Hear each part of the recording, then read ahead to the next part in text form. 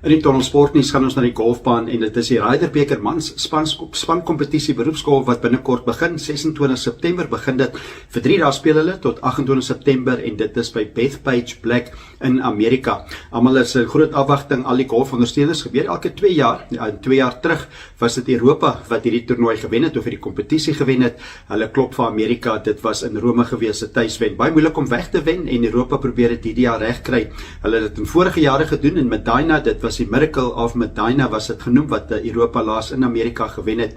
Intimidasie altyd 'n groot faktor in hierdie kompetisie, ongelukkig. Dit is die skare wat gewoonlik in golf baie stil is, maar in hierdie kompetisie is hulle baie raserig en intimiderend en dit is Europa wat 'n plan het blykbaar.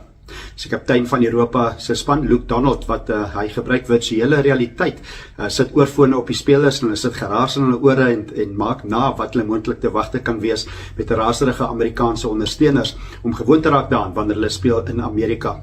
So natuurlik sal ons moet kyk of die virtuele realiteit gaan help vir Europa. Hulle het 'n sterk span, dit is Europa. Hulle het onder andere spelers soos Rory McIlroy en Tommy Fleetwood en Jon Rahm, om maar 'n paar te noem. En dan Amerika natuurlik, spog met die wêreld se nommer 1 speler, dit is Scottie Scheffler en ook Bryson DeChambeau wat op LIV Golf speel, wat ook in goeie vorm is. So dit gaan baie interessant wees. Almal maak reg vir hierdie Ryder Beker. So dit begin die 26ste September tot die 28ste September. Dis by Bethpage Black. Dit is die golfbaan daar in Amerika naby New York. Dit is Sportnuus in die Tunnel.